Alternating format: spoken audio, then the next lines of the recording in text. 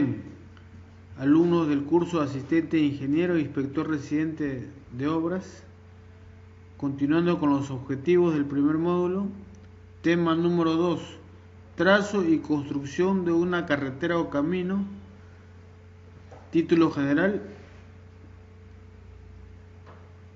siguiente subtítulo, actividades preliminares. Hay que recalcar que este trazo y construcción de una carretera o camino contiene 3 temas, el tema 2, 3 y 4. Tema 2, actividades preliminares. Tema 3, criterios para el diseño de un pavimento. Y tema 4, ejecución de una carretera o camino.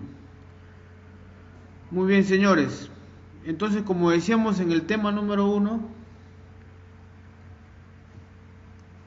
toda obra civil va a tener 2 etapas. Toda obra civil formal va a tener 2 etapas.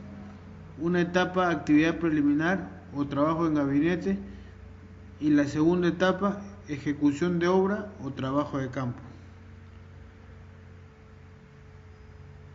Entonces, haciendo una breve introducción de este tema,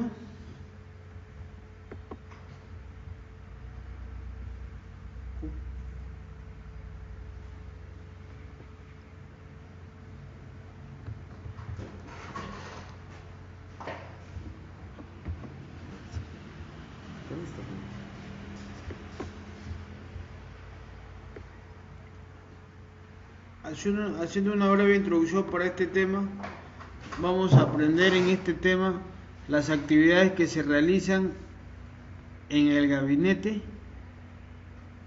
desde el diseño del trazo, pasando por la topografía, los anchos de la vía, los diseños de la curva, diseño de bases, diseño de pavimento,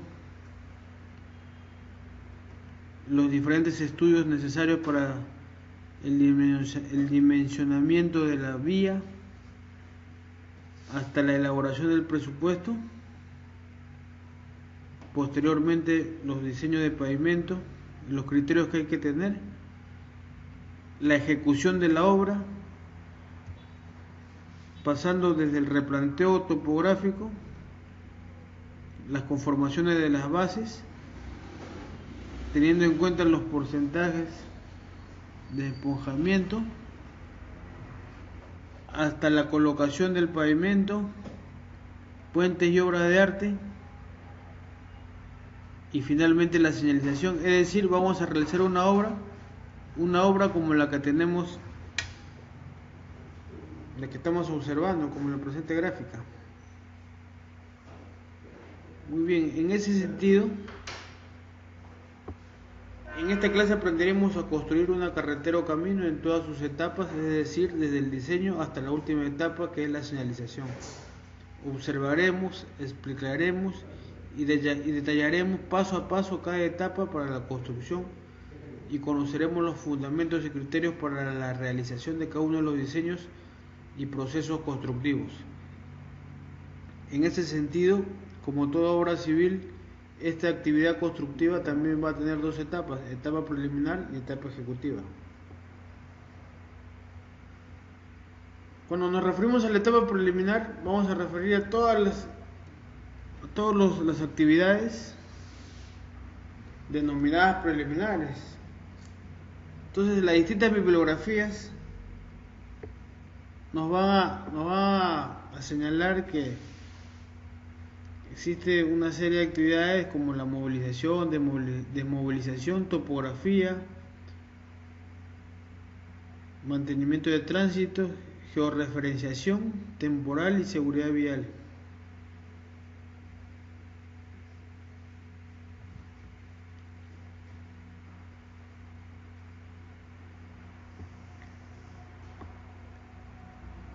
Entonces, si nosotros queremos igualarnos en un criterio,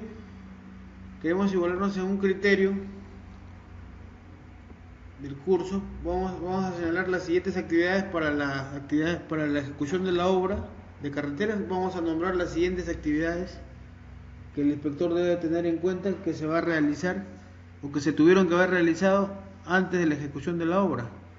Esta primera actividad se va a llamar topografía. ¿Qué va a realizar el topógrafo en la topografía? El levantamiento topográfico. El topógrafo realizará las siguientes actividades inicialmente en el campo y luego las procesará en la oficina técnica. ¿No? Hoy en día ya no existe los niveles ni el famoso teodolito. Hoy en día trabajamos con estación total.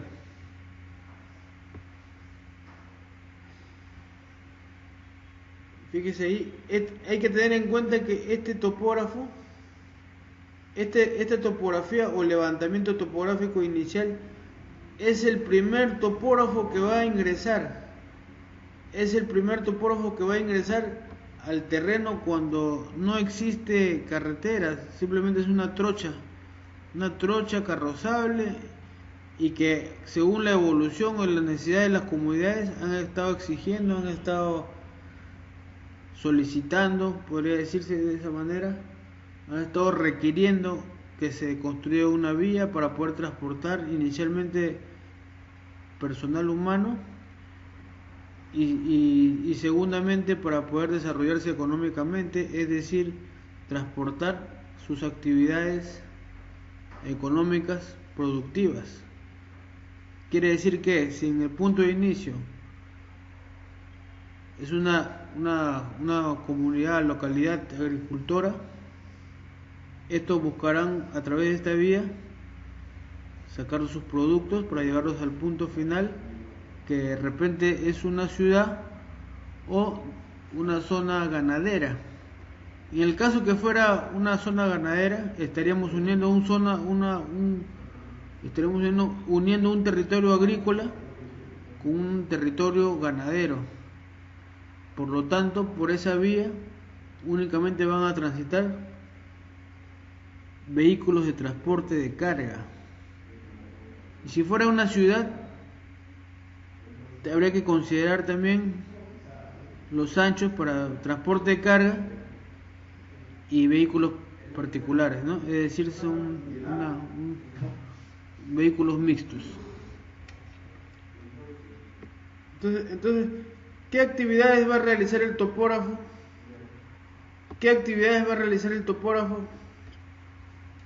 en este primer levantamiento, en este primer contacto con el terreno? Para una carretera básicamente va a efectuar los siguientes trabajos. El levantamiento topográfico, en esta actividad el topógrafo determinará el relieve geográfico del terreno por donde atraviesa la futura carretera o camino, con la finalidad de calcular los cortes y rellenos para la realización del movimiento de tierra, nivelación del terreno. Para dicha actividad dejará indicado con estacas de color los respectivos cortes y rellenos. Entonces va a realizar los siguientes trabajos: diseño del trazo. En esta actividad el topógrafo indicará el trazo de la vía, lo representará en el plano topográfico, y este trazo será de dos tipos. Trazo preliminar es aquel que se representa sin tener en cuenta los obstáculos y se representa con líneas entrecortadas. Seguidamente diseñará y representará el trazo definitivo, ya representado por una línea continua, y este trazo se realizará teniendo en cuenta los obstáculos como consecuencia de esa actividad se originan las curvas. Segunda actividad que va a realizar el topógrafo: va a colocar las progresivas. Esta actividad consiste en colocar estacas indicando los límites izquierdo y derecho, es decir, los anchos de la vía, indicando los kilómetros de 20 en 20 o 50 en 50 metros según la longitud de la vía. Ejemplo: 0 más 0,0, 0 más 0,50, 0 más 0,60.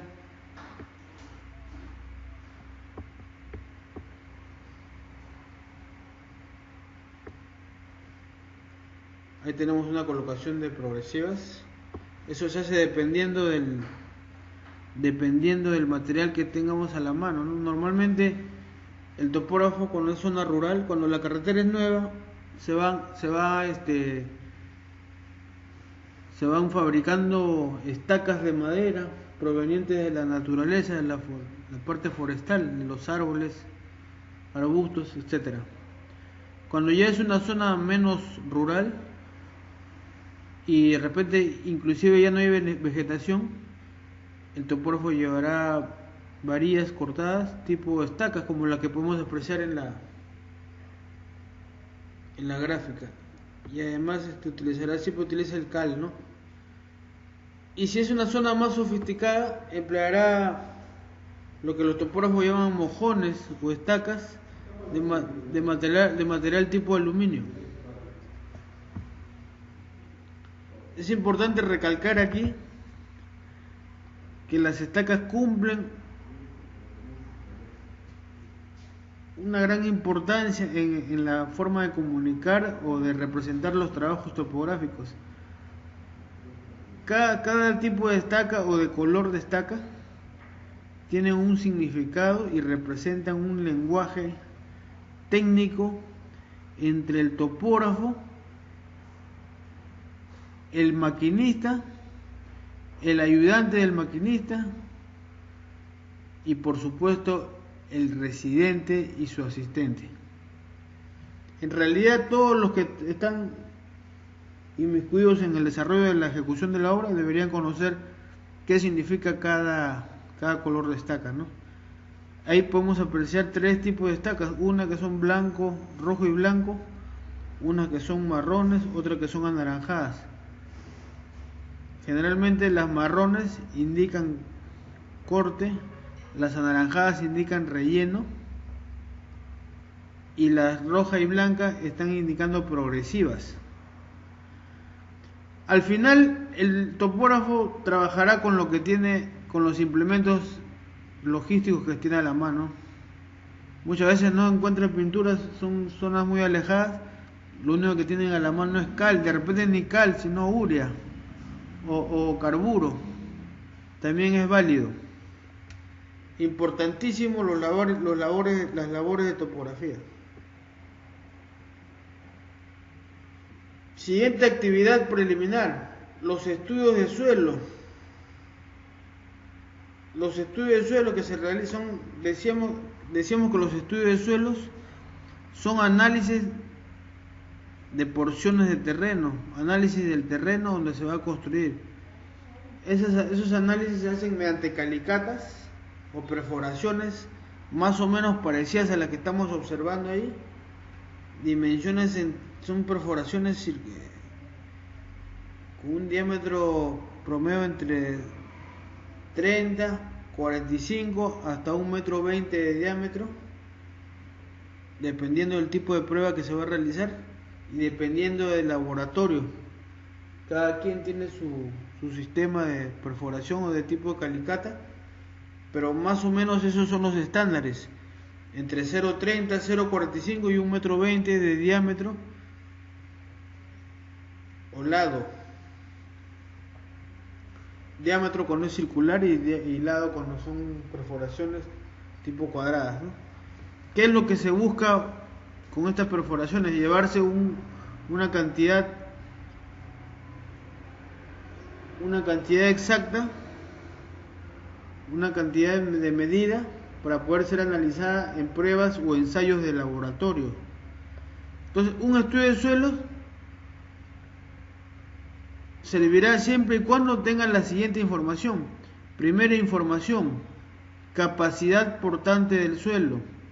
La capacidad portante del suelo es la resistencia, el grado de resistencia que tiene un suelo para soportar las cargas.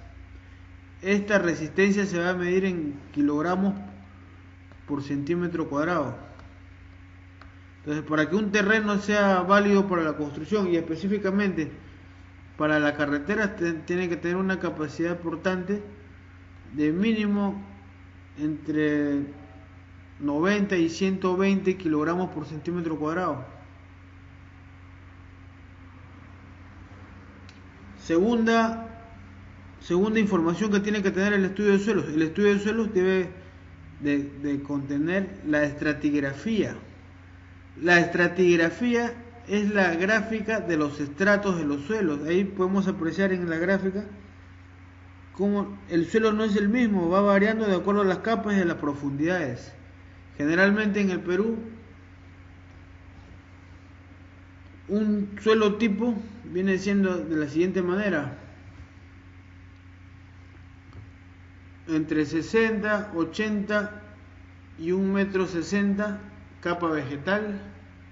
A continuación 40, entre 30 y 45 tierra amarilla, entre 20 y 40 arcilla. A continuación tierra negra. A continuación piedra. En algunos casos nivel freático, o sea, corrientes de agua, y finalmente arena. Ese es un suelo tipo. No necesariamente todos los terrenos son de la misma manera. En lo que va a variar según la región o la geografía es en la capa vegetal, que hay por zonas en el Perú. Esa capa vegetal es la capa orgánica donde hay material orgánico, donde se encuentra el humus, y es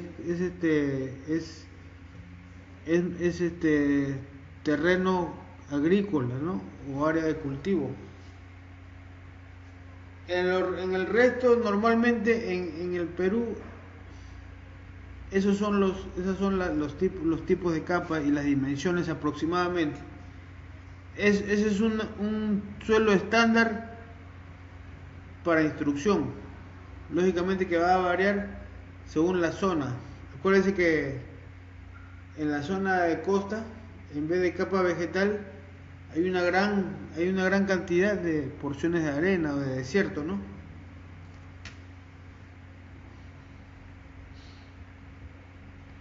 Siguiente información: acidez del suelo. La acidez del suelo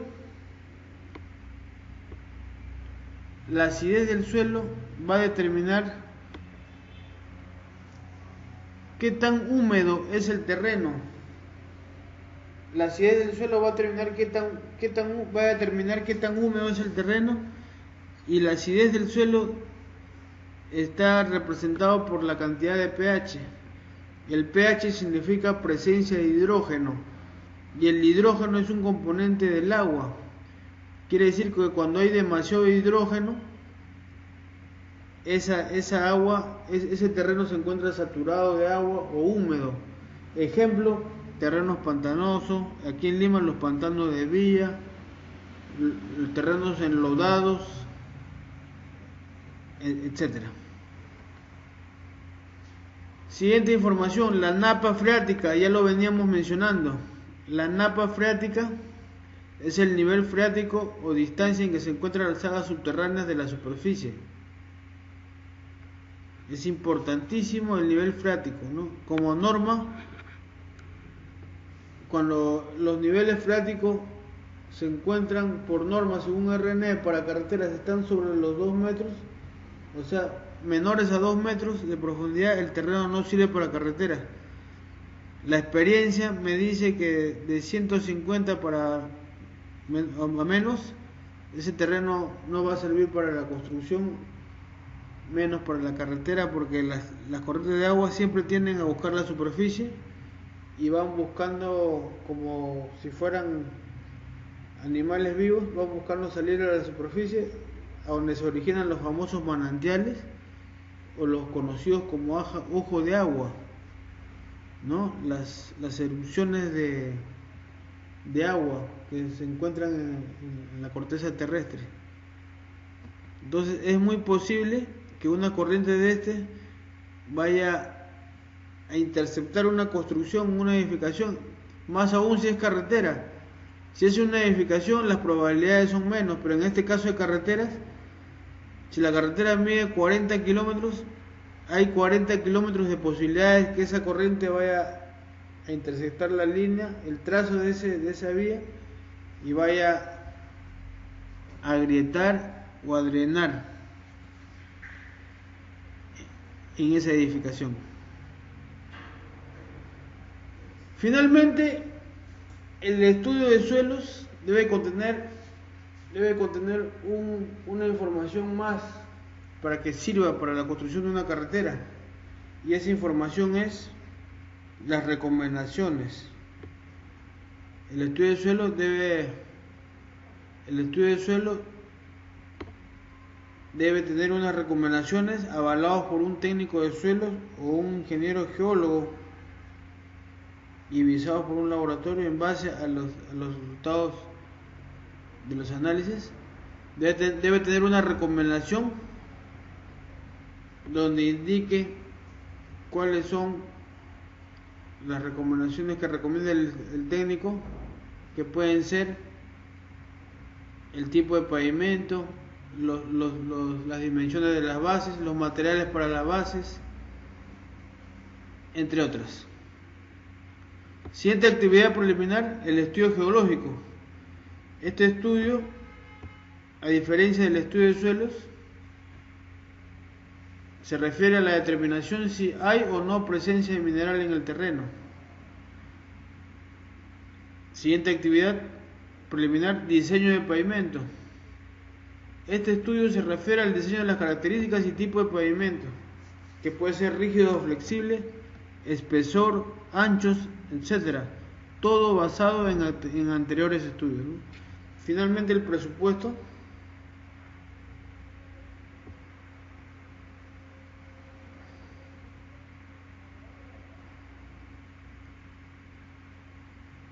Fíjese ahí en la figura, fíjese cómo son las perforaciones para los estudios geológicos. Más bien son unas perforaciones horizontales, dependiendo del tipo de terreno, horizontales y abiertas, donde no tanto nos interesa los tipos de capas, sino nos interesa la presencia de minerales que pueden estar en las partes superiores, en las partes medias o en las partes subterráneas de un espacio, ¿no? un espacio de terreno. Hay que agregar que adicionalmente a estas actividades que estamos mencionando, también se encuentran como actividad preliminar el estudio socioeconómico, que es el estudio que determina las actividades en las que se encuentran,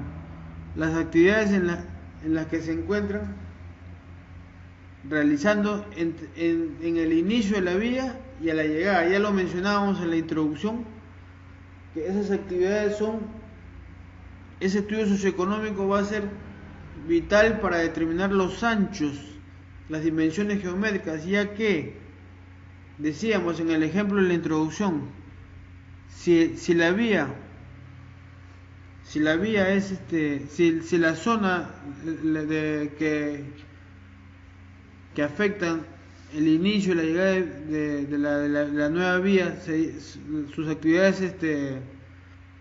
económicas son agricultura y ganadería, es 100% real que por ahí van a transitar vehículos pesados, ¿no? Asimismo, si estas dos zonas no tuvieran nada que ver con las actividades productivas como ganadería y agricultura, seguramente, por el contrario, tendría que ver con la industria, fábricas, etcétera. También tendría que haber vehículos pesados. Ahora, si fueran zonas satélites como ciudades dormitorios, ciudades residenciales, ¿no? Áreas residenciales, áreas sociales, etcétera, lo que transita por ahí son vehículos livianos.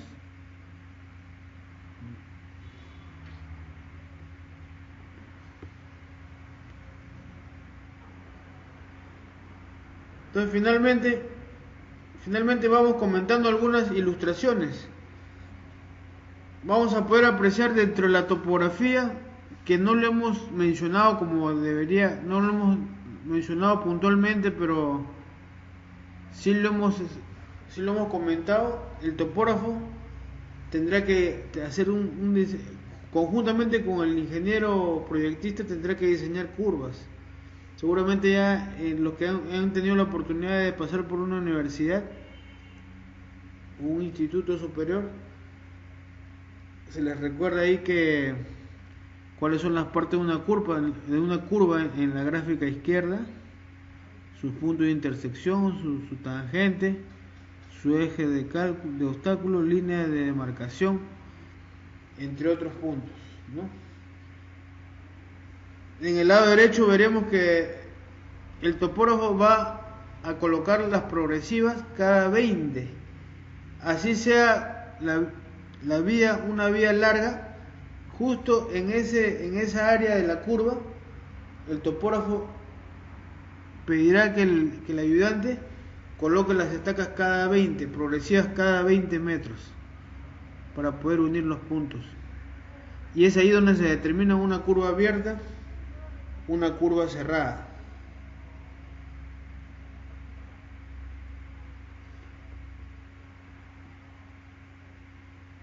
Finalmente vamos a incluir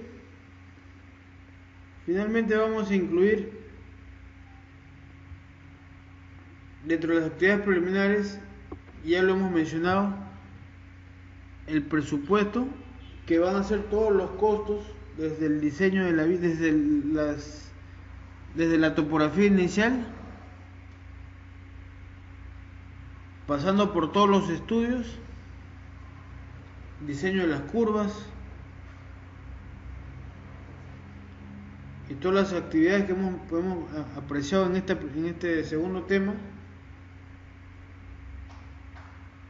Vamos a realizar un costo de toda la vía, y estos costos van a estar, como todo tipo de presupuesto, basados en costos directos y costos indirectos, ¿no? El costo directo y los costos indirectos, teniendo en cuenta que el costo directo será la construcción de la vía y el costo indirecto toda la etapa preliminar. Y para decir que la etapa preliminar ha terminado, tendremos que solicitar con un proyecto ya elaborado, un expediente técnico ya elaborado, tendrán que solicitar unos permisos de construcción y posteriormente un financiamiento en la entidad pública correspondiente o privada correspondiente. Hay que recalcar que existen, la clasificación de las vías van a ser de los siguientes tipos: van a ser troncales, ramales, subramales y locales. Las troncales, ramales, están bajo la administración del Ministerio de Transporte y Comunicaciones, y las subramales y ramales más bien están bajo la jurisdicción de los gobiernos regionales y locales. Entonces, dependiendo de la clasificación del tipo de vía que hemos proyectado, estos señores, estas instituciones inicialmente darán los permisos de la construcción y segundo, tramitarán el financiamiento correspondiente. De esta manera estamos concluyendo el tema número 2. Muchas gracias.